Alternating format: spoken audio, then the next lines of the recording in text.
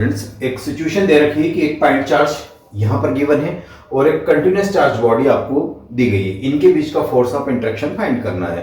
तो सिंपल इसमें क्या करते हैं, कूलम्स लॉ को अप्लाई करेंगे। लेकिन कूलम्स लॉ अप्लाई करने के लिए सबसे इंपॉर्टेंट कंडीशन क्या होनी चाहिए कि वो पॉइंट चार्ज होना चाहिए। तो अगर इसको मैं देखूं तो ये तो क्या है, मेरे पास एक पॉइंट चार्ज है, लेकिन ये पॉइंट चार्ज नहीं है। तो इसको हम बनाएंगे पॉइंट चार्ज कैसे। लेट से मैं कहता हूं कि ये डी क्यू सेक्शन पे चार्ज बैठा हुआ, लेट से ये मैंने लिया डी क्यू और यहां से मैंने इसको ले लिया कि ये डी क्यू यहां पे बैठा हुआ।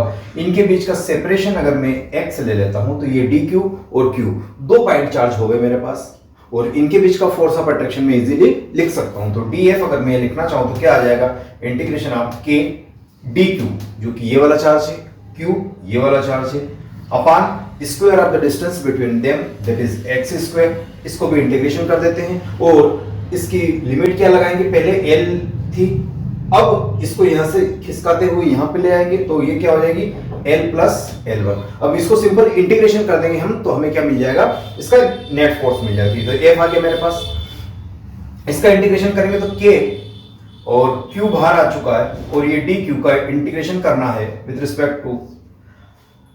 अब यहां पे आपके पास कितना आ गया, एल और एल प्लस एल बना गया। लेकिन यहां दिया गया वो क्या है, डी क्यू है, और इस डी क्यू को एक्स के साथ इंटीग्रेशन करना पॉसिबल नहीं है क्योंकि ये उसका फंक्शन नहीं है। तो उसका फंक्शन बनाना पड़ेगा हमें। तो उसको कैसे बनाते हैं, लीनियर चार्ज डेंसिटी के टर्म में देखते हैं। तो टोटल रॉड पर चार्ज कितना बैठा हुआ, क्यू बैठा हुआ, और टोटल लेंथ कितनी है, लेट्स से L1 है, दी गई है इसमें। तो ये यूनिट स्पेस पे या यूनिट लेंथ पर कितना चार्ज ऑक्युपाई हो रहा है वो हमें गिवन आ गया, equal to D Q charge जो है मेरे पास। डी क्यू को भी बैठने के लिए जगह चाहिएगी और वो जगह कितनी है, डी एक्स। अरे ये वाली जो डिस्टेंस है, ये वाली डिस्टेंस डी एक्स है, तो ये मैंने लिख दिया डी एक्स। और इसको सिंपली क्या कहा गया है, क्यू बाय लेमड़ा गिवन है आपके पास, तो इसी को मैं क्या बोल देता हूं, lambda equal to D Q by D X. और यहां से आपके पास डी क्यू की वैल्यू कितनी आ जाएगी, इसको सिंपल मल्टीप्लाई कर दीजिए तो ये आ जाएगी lambda nothing but lambda 1 into D X. और ये मेरे पास एक फंक्शन आया, और इस फंक्शन में जो लेमड़ा 1 है आपके पास, यहां पर यूनिफॉर्मली क्वेश्चन में कहा गया, अगर ये यूनिफॉर्मली नहीं होता तो ये लेमड़ा 1 भी क्या हो सकता था, as a function of x हो सकता था, a x square plus b x cube या लाइक दैट हो सकता था। एडवांस में इस टाइप की चीजें आ सकती है, तो ये उसका फंक्शन हो सकता है। लेकिन लीनियर है अभी, तो कैसा है, नॉर्मल है, तो हम उसको कैसा करेंगे, क्यू बाय एल वन, ये वाली चीज ले ली।